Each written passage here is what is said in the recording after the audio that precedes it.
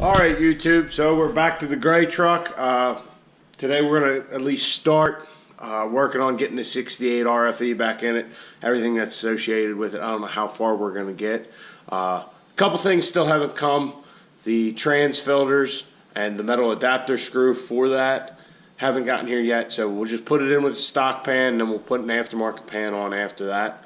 So as you can see, I've been working on cleaning out some of the old stuff from the truck. We got our backup light controller, our transmission controller for the 48RE, the anteater by Firepunk. Turbo Smart blow-off valve has been uninstalled. Our gauges. So all this will be going in the white truck for the track. So here's our 68 RFE. It's 6-speed. Electronically controlled transmission. We'll go over that a little more later. Here's the plug connector for the harness for the truck. As you can see, there's quite a few pins there. But we'll be going into that later. This is the transmission adapter plate. All the Cummins have them. There's a few different styles for the different trucks. If it's a NV 5600, 4500, G56, 68 RFE, 48RE. There's a bunch of different plates out there. I believe a 48RE and a G56 are the same, but this 68 RFE one is completely different. As you can see, it's got a metal bracket up here. There's also these two other side ones that actually attach to the block. I don't know if that's, I guess that's for strength. The 48RE adapter plate doesn't have it, but well, this one does. So anyhow, we had some things delivered over the course of the week. I can put them outside here. This is from Engineered Diesel. This is just a couple of, ooh, nice little koozie. But this is just a couple of gaskets.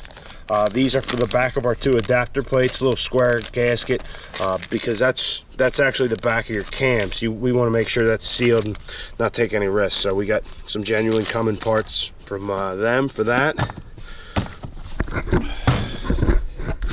And then this is from ATS. This is something new.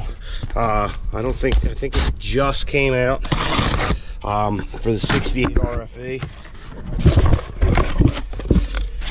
So I figured while we had it out, we'd look at it and install it on the transmission.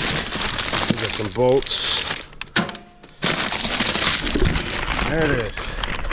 This is a transmission case stiffener, I guess you call it, brace, I think is how they put it. This is for the top of the 68. This combined with an aftermarket pan is supposed to help the case flex, which causes some damage to the unit. Something that I was unaware of. Maybe this is something that's unneeded, snake oil type thing, but hell, we got it out, and anything to keep that little thing alive. Let's see if there's anything else. That's it. No instructions or anything, but there's a little video online about that from ATS. So we'll go through that. I don't know if that'll be today. Now we got from AFE. Something else. This is our pan. This pan doesn't, ooh, loose screw there. Okay. So this is, we got a trans pan. This doesn't use a gasket. They use silicone sealant for it, which is fine by me. Oh, also I forgot about this. I got this from XDP as well. It's a fuel rail plug for the white truck. We're not going to be using a relief valve. Here's our rest of our bolts, our drain plug. Keep all this in there. Anyhow, we went with a smell all this shit. With a raw aluminum pan. So figure it's under the truck. You're not going to see it. It was cheaper this way. I mean, that's the only main reason I did it. You're not going to see it, and I don't care what the underside of the truck looks like. So anyway, we'll get this in the garage, all this stuff, and then we'll work on putting our adapter plate in so we can get ready to install the trans. Anytime you're putting two parts like this together, take a little piece of Scotch-Brite, clean up any areas where you're bolting something up. As you can see, our sealing area there for the cam is pretty good. This is the hole for the starter. this is where the rear of the crank will come through.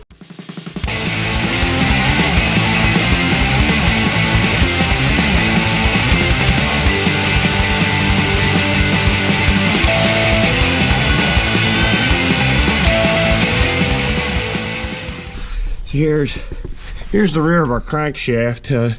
Here's your rear main seal. Here's my fleece coolant bypass up here. That's going to be staying on the truck. They're good protection for the head gaskets here, regardless of what you're doing. I know there's some shops that they will only warranty a head gasket if you do something like that. But see, here's the back of our cam. We want to make sure that area in particular is very clean and oil free.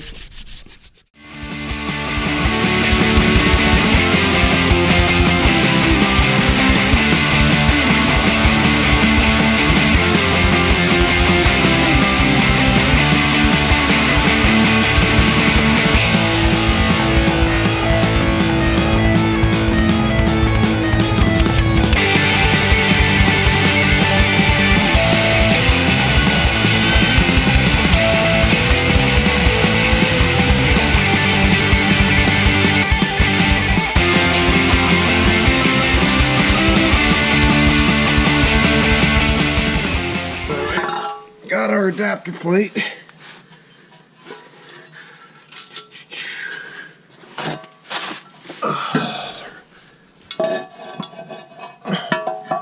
Oh, well, that's no bueno. That's got to come off. It's not good. That actually sucks. All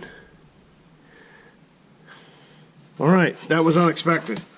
So the top bracket has to come off this transmission adapter when you have a coolant bypass. I did not know that. Take two. Oh, look at that. Now, 1, 2. All right. Looks like we're on our dowels. Oh, light's moving here. Okay. Now that we're on our dowels, we can start our bolts.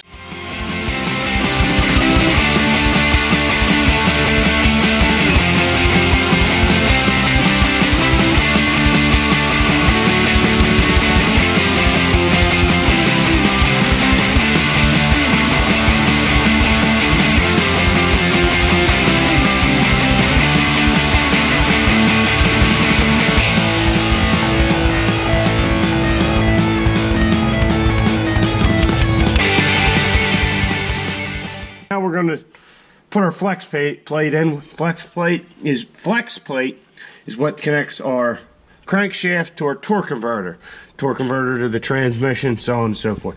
So anyhow, we're going to use more red Loctite on these bolts. The torque spec is 101 foot-pounds.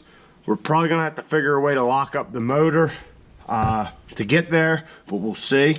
Now when you put your flex plate on, there's these little tabs, right? These 4 tabs. They will center it onto the crank. Right? So now you have no movement in any of those directions. Right?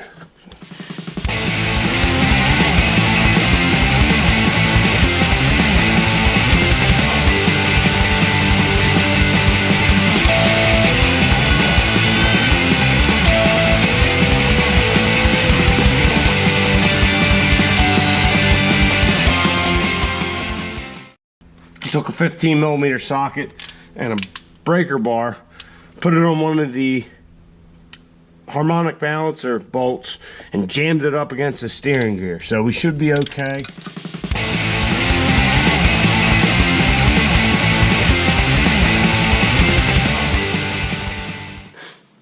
There we go. We're all cleaned up. We're ready for our torque converter and transmission.